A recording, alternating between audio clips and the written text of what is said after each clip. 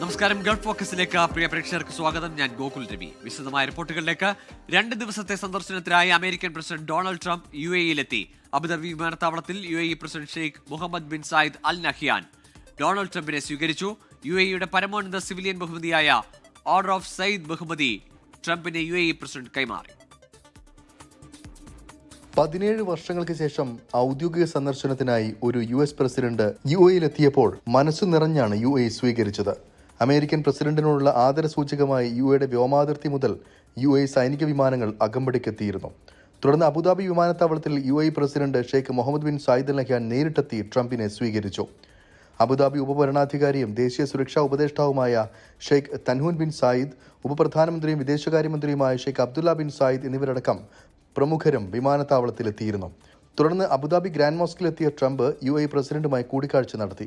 ഖസർ അൽ വതനിൽ അത്താഴ വിരുന്നും നടന്നു. ഊർജ്ജം, വ്യവസായം, നിർമ്മിത ബുദ്ധി എന്നിവയുൾപ്പെടെ വിവിധ മേഖലകളിൽ UAE US-മായി സഹകരിക്കുന്നുണ്ടെന്നും അടുത്ത 10 വർഷത്തിനുള്ളിൽ $1.4 ട്രില്യൺ UAE നിക്ഷേപിക്കുമെന്നും ഷെയ്ഖ് മുഹമ്മദ് പറഞ്ഞു. നേരത്തെ 5 ലക്ഷം NVIDIA ചിപ്പുകൾ ഇറക്കുമതി ചെയ്യാൻ US-മായി UAE ഒരു പ്രാഥമിക കരാറിലെത്തിയിരുന്നു. ഇതുൾപ്പെടെ കൂടുതൽ വിഷയങ്ങളിൽ ഇരു രാജ്യങ്ങളും സഹകരിക്കാൻ ധാരണയാകും. ഗൾഫ് സന്ദർശനത്തിൽ തൊട്ടു മുൻപായി UAE-ക്ക് ആയുധങ്ങൾ വിൽക്കാൻ ഉൾപ്പെടെ US പ്രസിഡന്റ് ഡൊണാൾഡ് ട്രംപ് അനുമതി നൽകിയിരുന്നു എന്നതും ശ്രദ്ധേയമാണ്. ഏകദേശം $1.4 മില്യൺ ആയുധ വിൽപ്പനയ്ക്കാണ് US സ്റ്റേറ്റ് ഡിപ്പാർട്ട്മെന്റ് അംഗീകാരം നൽകിയത്. ഗൾഫ് പര്യടനത്തിന്റെ ഭാഗമായി സൗദി അറേബ്യയും ഖത്തറും സന്ദർശിച്ച ശേഷമാണ് ട്രംപ് ഇന്ന് അബുദാബിയിലെത്തിയത്. സന്ദർശനം പൂർത്തിയാക്കി നാളെ ഉച്ചയോടെ ട്രംപ് തിരിച്ചു പോകും. 24 ദുബായ്. ഐഫോൺ, ആപ്പിൾ ഉൽപ്പന്നങ്ങൾ ഇന്ത്യയിൽ നിർമ്മിക്കുന്നതിനെതിരെ അമേരിക്കൻ പ്രസിഡന്റ് ഡൊണാൾഡ് ട്രംപ് ദോഹയിൽ നടത്തിയ പ്രസ്താവന വിവാദമാകുന്നു. ഇന്ത്യ പാക് വെടിനിർത്തലുമായി ബന്ധപ്പെട്ട് ഉയർന്ന അഭിപ്രായ വ്യത്യാസങ്ങൾക്ക് പിന്നാലെയാണ് ഗൾഫ് പര്യടനത്തിനിടെ ട്രംപ് പുതിയ വിവാദത്തിന് തിരികൊളുത്തിയത്. അമേരിക്കൻ ഉൽപ്പന്നങ്ങളെ പൂർണ്ണമായും തീരുവയിൽ നിന്ന് ഒഴിവാക്കാൻ ഇന്ത്യ സന്നദ്ധത അറിയിച്ചതായും ട്രംപ് പറഞ്ഞു. ഇന്ന് രാവിലെ ദോഹ സെന്റ് റീജസ് ഹോട്ടലിൽ ബിസിനസ് പ്രമുഖരുമായി നടത്തിയ കൂടിക്കാഴ്ചയിലാണ് ഐഫോൺ ഉൽപ്പന്നങ്ങൾ ഇന്ത്യയിൽ നിർമ്മിക്കുന്നതിലുള്ള അതൃപ്തി ട്രംപ് പ്രകടിപ്പിച്ചത്.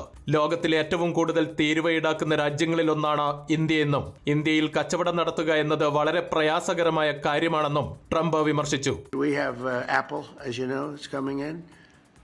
And I had a little problem with Tim Cook yesterday. I said to him, Tim, you're my friend. I treated you very good. You're coming in with $500 billion, but now I hear you're building all over India. I don't want you building in India. You can build in India if you want to take care of India, because India is one of the highest tariff nations in the world. It's very hard to sell into India. അമേരിക്കയിൽ ആപ്പിളിന്റെ ഉൽപ്പാദനം വർദ്ധിപ്പിക്കുന്നതിൽ താൽപര്യം പ്രകടിപ്പിച്ച Trump ഇന്ത്യയിൽ നിർമ്മാണങ്ങൾ വേണ്ടെന്നും ഇന്ത്യയുടെ കാര്യം അവർ നോക്കട്ടെയെന്നും പരിഹസിച്ചു. ആപ്പിൾ CEO ടിം കുക്കുമായി ചെറിയ പ്രശ്നങ്ങളുണ്ടെന്ന് പറഞ്ഞ അദ്ദേഹം $500 ശതകോടി നേടുന്ന ഉൽപ്പാദനം ഇന്ത്യയിൽ തുടങ്ങുന്നത് നല്ലതല്ലെന്നും ഓർമ്മിപ്പിച്ചു. നിങ്ങൾക്ക് ഇന്ത്യയെ പരിപാലിക്കണമെന്നാണെങ്കിൽ ഇന്ത്യയിൽ നിർമ്മാണം തുടങ്ങാം. എന്നാൽ ഇന്ത്യ ലോകത്തിലെ ഏറ്റവും ഉയർന്ന താരിഫ് രാജ്യങ്ങളിലൊന്നാണ്. അതുകൊണ്ട് തന്നെ ഇന്ത്യയിൽ വിൽക്കാൻ വളരെ ബുദ്ധിമുട്ടായിരിക്കും. താരിഫ് യുദ്ധത്തിന്റെ ഭാഗമായി ചൈനയിലെ ഉൽപ്പാദന പ്ലാന്റുകൾ മാറ്റി ഇന്ത്യയിൽ കൂടുതൽ വിപുലീകരണ പ്രവർത്തനങ്ങൾക്കായി ആപ്പിൾ ശ്രമിക്കുന്നതായി അടുത്തിടെ വാർത്തകളുണ്ടായിരുന്നു.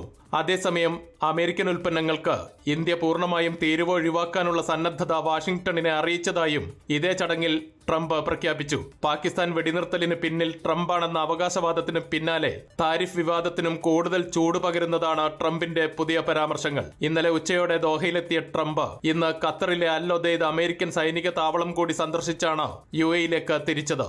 അൻവർ പാലേരി, 24 ദോഹ. യുക്രൈൻ വെടിനിർത്തലുമായി ബന്ധപ്പെട്ട് തുർക്കിയിൽ നടക്കാനിരുന്ന സമാധാന ചർച്ചയിൽ അനിശ്ചിതത്വം. പുടിനുമായി താൻ കൂടിക്കാഴ്ച നടത്താതെ റഷ്യ യുക്രൈൻ വെടിനിർത്തൽ ചർച്ചയിൽ പുരോഗതി ഉണ്ടാകില്ലെന്ന് US president Donald Trump. Russian president പങ്കെടുക്കാതെ ചർച്ചയിൽ പങ്കെടുക്കില്ലെന്ന് യുക്രൈൻ പ്രസിഡന്റ് സെലൻസ്കിയും വ്യക്തമാക്കി. ബഹിഷ്കരണ ആഹ്വാനങ്ങൾക്കിടയിലും പാകിസ്ഥാനൊപ്പമെന്ന് ആവർത്തിച്ച് തുർക്കി president Recep Tayyip Erdogan. Russia Ukraine സമാധാന ചർച്ചകളിൽ പുരോഗതിയുണ്ടാകണമെങ്കിൽ പുടിനുമായി കൂടിക്കാഴ്ച നടക്കണമെന്നാണ് ട്രംപിന്റെ നിലപാട്. ഇസ്താംബുളിൽ ഇന്ന് വെടിനിർത്തൽ ചർച്ച നടക്കാനിരിക്കെയാണ് അമേരിക്കൻ പ്രസിഡന്റിന്റെ ഈ പ്രസ്താവന. എന്നാൽ പുടിനും ട്രംപും ചർച്ചയ്ക്കായി തുർക്കിയിലെത്തിയിട്ടില്ല. അതേസമയം എർദോഗനുമായി സെലൻസ്കി അങ്കാറയിൽ ചർച്ച നടത്തി. റഷ്യ യുക്രൈൻ പ്രതിനിധികൾ വെടിനിർത്തൽ ചർച്ചകൾക്കായി തുർക്കിയിലെത്തിയെങ്കിലും ചർച്ച എപ്പോൾ തുടങ്ങുമെന്നോ ആരെല്ലാം പങ്കെടുക്കുമോ എന്നതിൽ സ്ഥിരീകരണമുണ്ടായിട്ടില്ല. പുടിൻ പങ്കെടുക്കാതെ ചർച്ചയിൽ നേരിട്ട് പങ്കെടുക്കില്ലെന്ന നിലപാടിലാണ് സെലൻസ്കി. ഇന്ത്യ പാക് സംഘർഷത്തിൽ പാകിസ്ഥാനെ പിന്തുണച്ചതിനെ തുടർന്ന് ഉയർന്നുവന്ന ബഹിഷ്കരണ ആഹ്വാനങ്ങൾക്കിടയിലും പാകിസ്ഥാനൊപ്പം നിൽക്കുകയാണ് തുർക്കി പ്രസിഡന്റ് എർദോഗൻ. പാകിസ്ഥാൻ തുർക്കിയുടെ സഹോദര രാഷ്ട്രം. നല്ല കാലത്തും കെട്ടകാലത്തും പാകിസ്ഥാനൊപ്പം നിൽക്കുമെന്ന് എർദോഗൻ ആവർത്തിച്ചു. സംഘർഷം രൂക്ഷമായപ്പോഴും പാകിസ്ഥാനെ പിന്തുണച്ച തുർക്കിക്കെതിരെ ഇന്ത്യൻ പൗരന്മാരിൽ നിന്നും വ്യവസായികളിൽ നിന്നും വലിയ പ്രതിഷേധമുയർന്നിരുന്നു. പാക് സ്പോൺസർഷിപ്പിൽ പ്രചാരണം നടത്തിയെന്ന് കണ്ടെത്തിയതിനെ തുടർന്ന് തുർക്കി പബ്ലിക് ബ്രോഡ്കാസ്റ്ററായ TRT വേൾഡിന് ഇന്ത്യയിൽ ഏർപ്പെടുത്തിയ വിലക്ക് പിന്നീട് ഇന്ത്യ പിൻവലിച്ചിരുന്നു. International desk 24. ഇന്ത്യയുമായി സമാധാന ചർച്ചയ്ക്ക് തയ്യാറാണെന്ന് പാകിസ്ഥാൻ പ്രധാനമന്ത്രി നരേന്ദ്രമോദിയുമായി ചർച്ച നടത്താമെന്ന് ഷഹബാസ് ഷെരീഫ് അറിയിച്ചു. അതേസമയം TRFനെ ഭീകര സംഘടനകളുടെ പട്ടികയിൽപ്പെടുത്താൻ നീക്കം തുടർന്ന് ഇന്ത്യയിൽ നിന്നുള്ള പ്രതിനിധി സംഘം ഐക്യരാഷ്ട്രസഭയുടെ തീവ്രവാദ വിരുദ്ധ ഓഫീസുമായി ചർച്ച നടത്തി. Under secretary general Vladimir Voronkov, തീവ്രവാദ വിരുദ്ധ കമ്മിറ്റി എക്സിക്യൂട്ടീവ് ഡയറക്ടറേറ്റിലെ അസിസ്റ്റന്റ് സെക്രട്ടറി ജനറൽ നതാലിയ ഗർമാനുമായാണ് കൂടിക്കാഴ്ച നടത്തിയത്. സിന്ധു നദീജല കരാർ മരവിപ്പിച്ചത് ചർച്ച ചെയ്യണമെന്നാവശ്യപ്പെട്ട് പാകിസ്ഥാൻ അയച്ച കത്ത് നിരസിച്ച് ഇന്ത്യ. ഭീകരവാദം അവസാനിപ്പിക്കാതെ തീരുമാനം പുനഃപരിശോധിക്കില്ലെന്ന് വിദേശകാര്യമന്ത്രി S. ജയശങ്കർ പറഞ്ഞു. ഓപ്പറേഷൻ സിന്ദൂറിലൂടെ ഉദ്ദേശിച്ച ലക്ഷ്യം നേടിയെന്നും വെടിനിർത്തലിന് പിന്നിൽ അമേരിക്കയുടെ മധ്യസ്ഥതയില്ലെന്നും ജയശങ്കർ വ്യക്തമാക്കി. സിന്ധു നദീജല കരാർ മരവിപ്പിച്ച വിഷയം ചർച്ച ചെയ്യണമെന്നാവശ്യപ്പെട്ട് പാകിസ്ഥാൻ ജലവിഭവ വകുപ്പ് മന്ത്രാലയമാണ് ഇന്ത്യക്ക് കത്തയച്ചത്. പഹൽഗാം ഭീകരാക്രമണത്തിന് പിന്നാലെ കഴിഞ്ഞ ഏപ്രിൽ 23 ചേർന്ന സുരക്ഷാ കാര്യങ്ങൾക്കുള്ള കേന്ദ്ര ക്യാബിനറ്റാണ് കരാർ മരവിപ്പിച്ചത്. എന്നാൽ തീരുമാനം പുനഃപരിശോധിക്കേണ്ടതില്ലെന്ന നിലപാടിൽ ഉറച്ചു നിൽക്കുകയാണ് കേന്ദ്രം. അതിർത്തി കടന്നുള്ള ഭീകരത വിശ്വസനീയമായ വിധം അവസാനിപ്പിക്കുന്നതുവരെ തീരുമാനം മാറ്റില്ലെന്ന് വിദേശകാര്യമന്ത്രി S. Jaishankar. The Indus Waters Treaty is held in abeyance and will be continued to be held in abeyance until cross-border terrorism by Pakistan is credibly and irrevocably stopped. Operation സിന്ദൂറിലൂടെ ഭീകര ക്യാമ്പുകളാണ് രാജ്യം തകർത്തത്. ഇതിൽ നിന്നും പാക് സൈന്യത്തിന് മാറി നിൽക്കാമായിരുന്നു. പക്ഷേ ആ നല്ല ഓപ്ഷൻ സ്വീകരിക്കാതിരിക്കാനാണ് പാകിസ്ഥാൻ തീരുമാനിച്ചത്. മെയ് 10 തിരിച്ചടിയിൽ പാകിസ്ഥാന് കാര്യമായ നാശനഷ്ടമുണ്ടായി. ഇതിന്റെ തെളിവുകളടക്കം പുറത്തുവന്നു. വെടിനിർത്തലിന് അമേരിക്കൻ മധ്യസ്ഥത ഇല്ലെന്നും പാകിസ്ഥാനുമായുള്ള ചർച്ച എന്നും ഉഭയകക്ഷിപരമായിരിക്കുമെന്നും ജയശങ്കർ വ്യക്തമാക്കി. പഹൽഗാം ആക്രമണത്തിന് പിന്നിലെന്ന് സംശയിക്കുന്ന ദി റെസിസ്റ്റന്റ് ഫ്രണ്ടിനെ ഭീകരരുടെ പട്ടികയിൽപ്പെടുത്താൻ UN ആസ്ഥാനത്തേക്ക് ഇന്ത്യ പ്രത്യേക സംഘത്തെ അയച്ചു. ഉപരോധ കമ്മിറ്റിയെ കാണുന്ന സംഘം തീവ്രവാദ വിരുദ്ധ കമ്മിറ്റിയുടെ മുന്നിൽ തെളിവുകൾ ഹാജരാക്കും. 24 ഡൽഹി. ജമ്മുകശ്മീരിൽ ഭീകരർക്ക് കനത്ത തിരിച്ചടി നൽകിയ സുരക്ഷാസേന. ത്രാലിൽ നടന്ന ഏറ്റുമുട്ടലിൽ 3 ജെയ്ഷെ മുഹമ്മദ് ഭീകരരെ സുരക്ഷാസേന വധിച്ചു. പഹൽഗാം ഭീകരർക്ക് സഹായം നൽകിയ പ്രാദേശിക ഭീകരൻ ആസിഫ് ഷെയ്ഖ് അടക്കം 3 പേരെയാണ് സുരക്ഷാസേന വധിച്ചത്. തെക്കൻ കശ്മീരിലെ ത്രാലിലെ നദേർ ഗ്രാമത്തിൽ വനമേഖലയോട് ചേർന്നുള്ള വീട്ടിൽ ഭീകരർ ഒളിച്ചിരിക്കുന്നുണ്ടെന്ന രഹസ്യവിവരത്തിന്റെ അടിസ്ഥാനത്തിലാണ് സുരക്ഷാസേന പ്രദേശം വളഞ്ഞത്. പുലർച്ചെ 4 മണിയോടെ ആരംഭിച്ച ഏറ്റുമുട്ടൽ 8 മണിക്കൂർ നീണ്ടു. ഡ്രോൺ ഉപയോഗിച്ച് ഭീകരരെ കണ്ടെത്തിയ ശേഷമാണ് സുരക്ഷാസേന വധിച്ചത്. 12 മണിയോടെ ഏറ്റുമുട്ടൽ പൂർത്തിയായതായും പ്രദേശത്ത് തെരച്ചിൽ തുടരുമെന്നും ജമ്മുകശ്മീർ പോലീസ് അറിയിച്ചു. Some body of terrorists which are neutralized is cited. Their identity and affiliation is still to be ascertained because we are in the mode of sanitizing the area and further concluding that operation. പഹൽഗാമിൽ ആക്രമണം നടത്തിയ ഭീകരരെ സഹായിച്ച ആസിഫ് ഷെയ്ഖ്, യാവർ അഹമ്മദ് ഭട്ട്, അമീർ നാസർ വാനി എന്നിവരാണ് കൊല്ലപ്പെട്ടത്. ജെയ്ഷെ മുഹമ്മദിനായി ആക്രമണ പദ്ധതികൾ ആസൂത്രണം ചെയ്യുന്ന ചുമതലയായിരുന്നു ആസിഫ് ഷെയ്ഖിനെന്ന് സുരക്ഷാസേന കണ്ടെത്തി. പഹൽഗാം ഭീകരാക്രമണത്തിന് പിന്നാലെ ഇയാളുടെ ത്രാലിലെ വീട് സുരക്ഷാസേന തകർത്തിരുന്നു. ചൊവ്വാഴ്ച ഷോപ്പിയാനിലെ കെല്ലറിൽ നടന്ന ഏറ്റുമുട്ടലിൽ 3 ലഷ്കർ ഇ തൊയ്ബ ഭീകരരെ സുരക്ഷാസേന വധിച്ചിരുന്നു. പഹൽഗാം ആക്രമണത്തിന് ശേഷം പുറത്തിറക്കിയ 14 പ്രാദേശിക ഭീകരരുടെ പട്ടികയിൽ ഉൾപ്പെട്ടവരാണ് 6 ഭീകരരും. 48 മണിക്കൂറിനകം 6 ഭീകരവാദികളെ വധിക്കാൻ കഴിഞ്ഞത് സുരക്ഷാ സേനയെ സംബന്ധിച്ചിടത്തോളം വലിയ നേട്ടമാണ്. താഴ്വരയിൽ നിന്നും പ്രാദേശിക ഭീകരവാദത്തെ തുടച്ചു നീക്കാനുള്ള നടപടികൾ തുടരുമെന്നാണ് സുരക്ഷാ സേന വ്യക്തമാക്കുന്നത്. ത്രാലിൽ നിന്നും ജോഗേഷ് സിംഗിനൊപ്പം ബൽറാം നെടുങ്ങാടി, 24. കേണൽ സോഫിയ ഖുറേഷിക്കെതിരായ പരാമർശത്തിൽ മധ്യപ്രദേശ് BJP മന്ത്രി വിജയ് ഷായ്ക്കെതിരെ രജിസ്റ്റർ ചെയ്ത FIR ദുർബലമെന്ന് ഹൈക്കോടതി. ഭരണഘടനാ പദവി വഹിക്കുന്നവർ ഉത്തരവാദിത്തത്തോടെ പെരുമാറണമെന്ന് നേരത്തെ സുപ്രീം കോടതിയും വ്യക്തമാക്കി. വിവാദ പരാമർശത്തിൽ വിജയ് ഷായ്ക്കെതിരെ BJP ഇതുവരെ നടപടിയെടുത്തിട്ടില്ല. മധ്യപ്രദേശ് ഹൈക്കോടതി നിർദ്ദേശപ്രകാരമാണ് വിജയ് ഷായ്ക്കെതിരെ FIR രജിസ്റ്റർ ചെയ്തത്. കേസ് ഇന്ന് ഹൈക്കോടതി പരിഗണിച്ചപ്പോൾ FIR പരിശോധിച്ചു. FIRൽ നിരവധി പോരായ്മകൾ ഉണ്ടെന്ന് ഹൈക്കോടതി. മന്ത്രി നടത്തിയ കുറ്റകൃത്യം എന്താണെന്നത് FIRൽ വിവരിച്ചിട്ടില്ല. FIR രജിസ്റ്റർ ചെയ്ത രീതി പരിശോധിക്കുമ്പോൾ പോലീസ് നീതിപൂർവം അന്വേഷണം നടത്തുമെന്ന ആത്മവിശ്വാസമില്ലെന്നും കോടതി പറഞ്ഞു. മന്ത്രി വിജയ് ഷായ്ക്കെതിരായ അന്വേഷണം നിരീക്ഷിക്കുമെന്ന് മധ്യപ്രദേശ് ഹൈക്കോടതി അറിയിച്ചു. FIRനെതിരെ സുപ്രീം കോടതിയിൽ നൽകിയ ഹർജിയിലും വിജയ് ഷായ്ക്കെതിരെ വിമർശനമുണ്ടായി. ഭരണഘടനാ പദവിയിൽ ഇരിക്കുന്നവർ ഉത്തരവാദിത്വത്തോടെ പെരുമാറണമെന്ന് സുപ്രീം കോടതി നിർദ്ദേശിച്ചു. രാജ്യം ഇത്തരമൊരു സാഹചര്യത്തിലൂടെ കടന്നു പോകുമ്പോൾ പറയുന്നതിന്റെ അർത്ഥമെന്തെന്ന് സ്വയം മനസ്സിലാക്കാൻ പഠിക്കണമെന്നും സുപ്രീം കോടതി പറഞ്ഞു. വിഷയം മാധ്യമങ്ങൾ വളച്ചൊടിച്ചു എന്നായിരുന്നു വിജയ് ഷാ കോടതിയിൽ പറഞ്ഞത്. ഹർജി നാളെ സുപ്രീം കോടതി പരിഗണിക്കും. ജാമ്യമില്ലാ വകുപ്പുകൾ ചേർത്താണ് വിജയ് ഷായ്ക്കെതിരെ പോലീസ് കേസ് രജിസ്റ്റർ ചെയ്തത്. 24 ഡൽഹി. ഗൾഫ് ഫോക്കസിലേക്ക് വീണ്ടും. തിരുവനന്തപുരം വഞ്ചിയൂരിൽ യുവ അഭിഭാഷകയെ മർദ്ദിച്ച കേസിലെ പ്രതി അഡ്വക്കേറ്റ് ബെയ്ലിൻ ദാസ് അറസ്റ്റിൽ. ഒളിത്താവളം മാറാനുള്ള ശ്രമത്തിനിടെയാണ് ഇയാൾ പോലീസിന്റെ പിടിയിലായത്. കൂടെ നിന്ന് എല്ലാവർക്കും നന്ദിയെന്ന് മർദ്ദനത്തിനിരയായ അഡ്വക്കേറ്റ് ശ്യാമിലി. പൂന്തുറയിലെ വീട്ടിലെത്തിയ ശേഷം മറ്റൊരു ഒളിത്താവളത്തിലേക്ക് മാറാനുള്ള ബെയ്ലിൻ ദാസിന്റെ അതിബുദ്ധിയാണ് അറസ്റ്റിലേക്ക് നയിച്ചത്. സഹോദരൻ മുഖേന അക്കൗണ്ടിലേക്ക് പണം നിക്ഷേപിച്ചതും പോലീസിന് നിർണായക തെളിവായി. സ്റ്റേഷൻ കടവിന് സമീപം സഞ്ചരിച്ച കാർ വളഞ്ഞാണ് തുമ്പ പോലീസ് പ്രതിയെ പിടികൂടിയത്. എല്ലാം കോടതിയിൽ പറയുമെന്ന അറസ്റ്റിന് ശേഷം ബെയ്ലിൻ ദാസ്. കോടതിയുടെ പരിധിയിലുള്ളൊരു കാര്യമല്ലേ, കോടതി തീരുമാനിക്കട്ടെ. ഞാനെല്ലാം കോടതിയോട് പറയാം. അറസ്റ്റിൽ സന്തോഷമെന്ന മർദ്ദനത്തിനിരയായ അഡ്വക്കേറ്റ് ശ്യാമിലി. പോലീസിന്റെ അന്വേഷണം വളരെ തൃപ്തികരമാണ്. എല്ലാ രംഗത്തുള്ളവരും എന്നെ വളരെയധികം സഹായിച്ചിട്ടേ ഉള്ളൂ. പ്രത്യേകിച്ച് എനിക്ക് ഈ അവസരത്തിൽ നന്ദി മാത്രമേ പറയാനുള്ളൂ. കേരള പോലീസിന്റെ ഇടപെടൽ വളരെ വളരെ സത്യസന്ധമായിട്ടും ഊർജ്ജപരമായിട്ടുമാണ് കേസ് അന്വേഷിച്ചത്. പ്രത്യേകിച്ച് SI മഞ്ജു മാം, CI സാർ എല്ലാവരും വളരെ ഊർജിതമായിട്ട് അന്വേഷിച്ചു. വൈദ്യപരിശോധനയ്ക്ക് വിധേയനാക്കിയ ബെയ്ലിൻ ദാസ് ഇന്ന് വഞ്ചിയൂർ പോലീസ് സ്റ്റേഷനിൽ തുടരും. നാളെ രാവിലെ കോടതിയിൽ ഹാജരാക്കും. 3 വകുപ്പുകൾ ചേർത്തതിൽ സ്ത്രീത്വത്തെ അപമാനിക്കൽ മാത്രമാണ് ജാമ്യം ലഭിക്കാത്ത കുറ്റം. 24 തിരുവനന്തപുരം. നെടുമ്പാശ്ശേരി നായത്തോട്ടിൽ CISF ഉദ്യോഗസ്ഥർ കൊലപ്പെടുത്തിയ ഐവിൻ ജിജോയുടെ മരണകാരണം തലക്കേറ്റ പരുക്കെന്ന് പോസ്റ്റ്മോർട്ടം റിപ്പോർട്ട്. വാഹനം തട്ടിയതുമായി ബന്ധപ്പെട്ട തർക്കമാണ് ക്രൂര കൊലപാതകത്തിൽ കലാശിച്ചത്. CISF ഉദ്യോഗസ്ഥരായ SI വിനയ് കുമാർ, കോൺസ്റ്റബിൾ മോഹൻ എന്നിവരെ സർവീസിൽ നിന്ന് സസ്പെൻഡ് ചെയ്തു.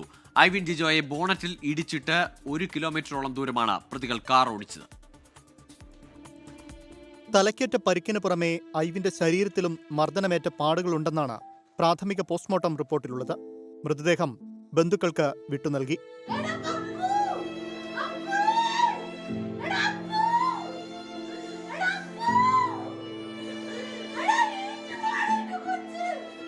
രാത്രി 11 മണിയോടെ കാലടി തോബ്ര റോഡിലാണ് ഹോട്ടൽ ഷെഫായ ഐവിൻ ജിജോയും CISF ഉദ്യോഗസ്ഥരും തമ്മിൽ കാർ തട്ടിയതുമായി ബന്ധപ്പെട്ട് തർക്കമുണ്ടായത്.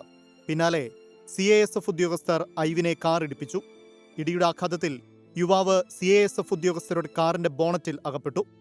വാഹനം നിർത്താതെ ഐവിനുമായി CISF ഉദ്യോഗസ്ഥർ 1 കിലോമീറ്റർ സഞ്ചരിച്ചു. കൊടും ക്രൂരത.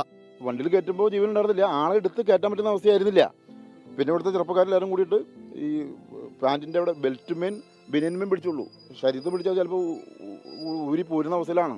ഈ ഭാഗം മൊത്തം അരഞ്ഞ മാതിരിയാണ് ഇരിക്കുന്നത്. നമുക്കത് കണ്ടാൽ സാധാരണ ഒരു മനുഷ്യനെ കണ്ടുക്കാൻ പറ്റാത്ത അവസ്ഥയായിരുന്നു. വണ്ടി ആളെ റൂട്ടിലിട്ട് വണ്ടിമേ ഒരച്ച മാതിരി തോന്നണം ശരീരം കണ്ടു കഴിഞ്ഞാൽ.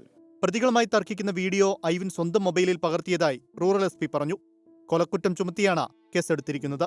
സസ്പെൻഡ് ചെയ്ത CISF ഉദ്യോഗസ്ഥർക്കെതിരെ ആഭ്യന്തര അന്വേഷണം നടത്താൻ കേന്ദ്ര ആഭ്യന്തര വകുപ്പ് നിർദ്ദേശം നൽകിയിട്ടുണ്ട്. പ്രതികളെ നാളെ കോടതിയിൽ ഹാജരാക്കും. നാളെ 2:30-ക്കാണ് കൊല്ലപ്പെട്ട ഐവിൻ ജിജോയുടെ സംസ്കാരം. വാഹനമുരസിയതിന്റെ പേരിൽ ഒരു യുവാവിനെ കൊലപ്പെടുത്തുക, അതും 2 സുരക്ഷാ ഉദ്യോഗസ്ഥർ.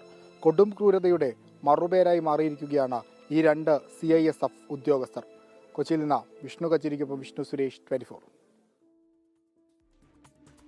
CPIM സ്ഥാനാർത്ഥിക്ക് വേണ്ടി തപാൽ വോട്ടിൽ കൃത്രിമം നടത്തിയെന്ന പരാമർശത്തിൽ മലക്കം മറിഞ്ഞ് മുതിർന്ന CPIM നേതാവ് G സുധാകരൻ. പറഞ്ഞതിൽ അല്പം ഭാവന കലർത്തിയതാണ്. ഒരു തവണ പോലും ബാലറ്റ് തുറന്നു നോക്കിയിട്ടില്ലെന്നും G സുധാകരൻ പറഞ്ഞു. തപാൽ വോട്ട് പൊട്ടിച്ച് തിരുത്തിയെന്ന G സുധാകരന്റെ ആദ്യ വെളിപ്പെടുത്തലിനെ തള്ളി CPIM ആലപ്പുഴ ജില്ലാ നേതൃത്വം രംഗത്തെത്തി. 1989 ആലപ്പുഴയിൽ നടന്ന തെരഞ്ഞെടുപ്പിൽ തപാലോട്ടിൽ കൃത്രിമം കാണിച്ചു എന്ന വെളിപ്പെടുത്തലാണ് ജി സുധാകരനെയും പാർട്ടി നേതൃത്വത്തെയും ഒരുപോലെ വെട്ടിലാക്കിയത്. പക്ഷെ ഒട്ടിച്ചു തന്നാൽ ആരും അറിയില്ല എന്ത് കരുതൽ പാർട്ടി ഞങ്ങൾ ഒട്ടിക്കും. ഒട്ടിച്ച് വെരിഫൈ ചെയ്ത് ഞങ്ങൾ തിരിച്ച് എന്റെ പേര് കേസെടുത്താലും കുഴപ്പമൊന്നുമില്ല. വിവാദ പരാമർശം വാർത്തയായതോടെ മുഖ്യ തെരഞ്ഞെടുപ്പ് കമ്മീഷണർ കേസെടുക്കാൻ നിർദ്ദേശവും നൽകി. ഇതിന്റെ ഭാഗമായി അമ്പലപ്പുഴ തഹസിൽദാർ അൻവർ ജി സുധാകരന്റെ പുന്നപ്രയിലെ വസതിയിലെത്തി മൊഴിയെടുത്തു. സുധാകരന്റെ പരാമർശത്തെ CPIM നേതൃത്വം തള്ളുകയും നിയമ നടപടികളിലേക്ക് കടക്കുകയും ചെയ്തതോടെ പരാമർശത്തിൽ നിന്ന് ജി സുധാകരൻ മലക്കം മറിഞ്ഞു. ചേർത്തല കടക്കരപ്പള്ളിയിൽ നടന്ന CPI ലോക്കൽ സമ്മേളനത്തിലെ കുടുംബസംഗമത്തിലായിരുന്നു തിരുത്തൽ. ഞാനപ്പോൾ പൊതുവെ പറഞ്ഞതാണ്. ഞാൻ ആ പറഞ്ഞ ഉടനെ ലേശം ഭാവനയെ കലർത്തി പറഞ്ഞു. അതെ, അങ്ങനെ സംഭവിച്ചിട്ടില്ല. നമ്മുടെ പാർട്ടി മിസ്റ്റല്ലെങ്കിൽ ഒരു ബാലറ്റും തുറന്നു നോക്കിയിട്ടില്ല. ഒരു ബാലറ്റും ആരും തിരുത്തിയിട്ടില്ല. ഞാൻ അതിനൊന്നും പങ്കെടുത്തിട്ടില്ല. ഞാൻ ഇന്നവരെ കണ്ടുകൊണ്ട് ചെയ്തിട്ടില്ല. വാർത്ത നൽകിയതിൽ മാധ്യമങ്ങൾക്കും വിമർശനം.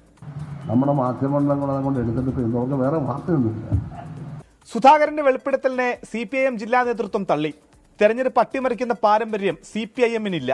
അന്വേഷണം നടക്കട്ടെ എന്നും CPIM ജില്ലാ സെക്രട്ടറി R. നാസർ. അതേസമയം വിവാദ പ്രസംഗത്തിൽ കേസെടുക്കണമെന്ന് ആലപ്പുഴ ജില്ലാ കളക്ടർ സൗത്ത് പോലീസിന് കത്തു നൽകി.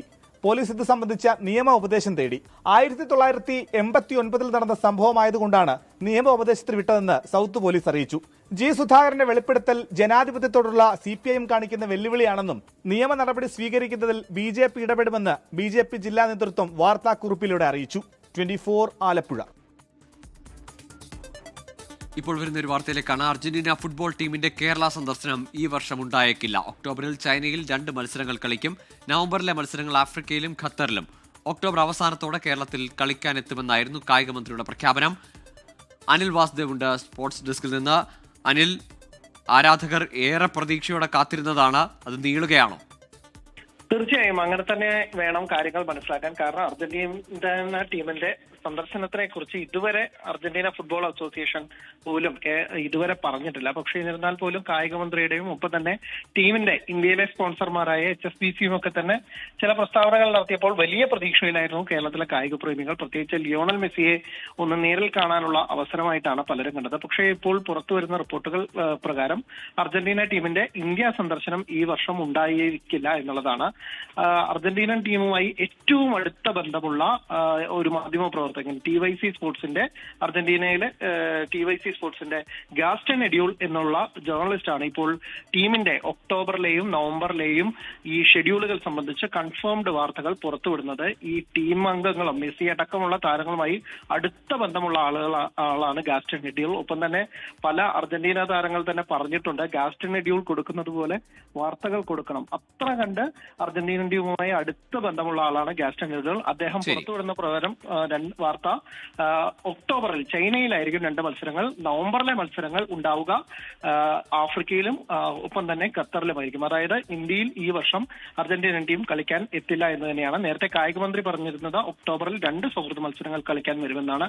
എന്തായാലും അർജന്റീന ടീമിന്റെ വരവ് നീളുന്നത് കേരളത്തിലെ ഫുട്ബോൾ ആരാധകർക്കും അർജന്റീന ആരാധകർക്കും മെസ്സി ആരാധകർക്കും സങ്കടമുണ്ടാക്കുന്ന കാര്യമാണ്. ഗൂഗിൾ. ശരി, അനിൽ വാസുദേവാണ് വിവരങ്ങൾ നൽകിയത്. തിരികെ ഗൾഫ് ഫോക്കസിലേക്ക്. KPCC അധ്യക്ഷ സ്ഥാനത്ത് നിന്ന് മാറ്റിയതിലെ അതൃപ്തി പരസ്യമാക്കി K. സുധാകരൻ. തന്നെ മാറ്റിയതിന് പിന്നിൽ സ്വാർത്ഥ താല്പര്യമുള്ള ചില നേതാക്കളാണ്. ദേശീയ തലത്തിൽ പ്രവർത്തിക്കുന്ന നേതാവ് കേരളത്തിൽ സംഘടനാ പോരായ്മയെന്ന് നിരന്തരം AICC അറിയിച്ചെന്നും K. സുധാകരൻ തുറന്നടിച്ചു. കേരളത്തിന്റെ ചുമതല തനിക്ക് ലഭിച്ചാൽ വലിയ പൊളിച്ചെഴുത്തുണ്ടാകുമെന്നും K. സുധാകരൻ 24-നോട് പറഞ്ഞു. K. സുധാകരനെ കേട്ടും അനുനയിപ്പിച്ചുമാണ് നേതൃമാറ്റ തീരുമാനത്തിൽ എത്തിയതെന്ന കോൺഗ്രസ് നേതൃത്വത്തിന്റെ പ്രതികരണങ്ങളെ അപ്പാടെ തള്ളുന്നതാണ് ഈ തുറന്നു പറച്ചിൽ.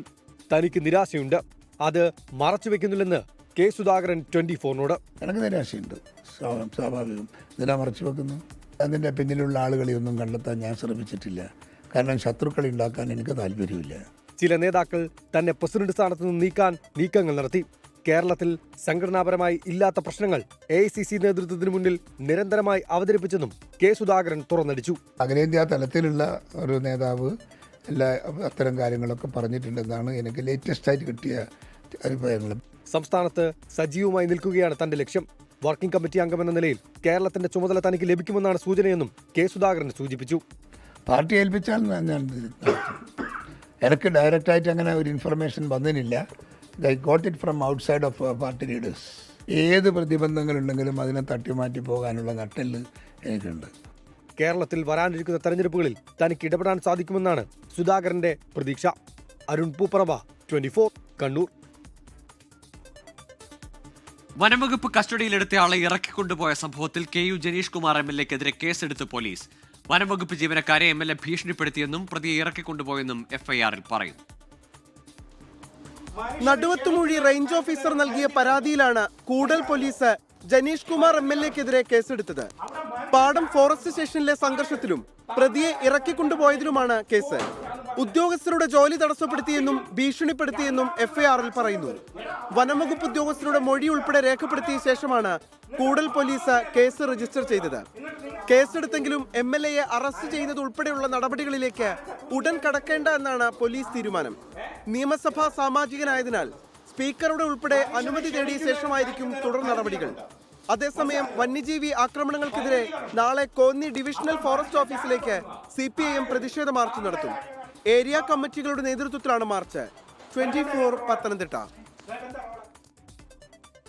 ഇതോടെ ഗൾഫ് ഫോക്കസ് പൂർണ്ണമാകുന്നു. Good night.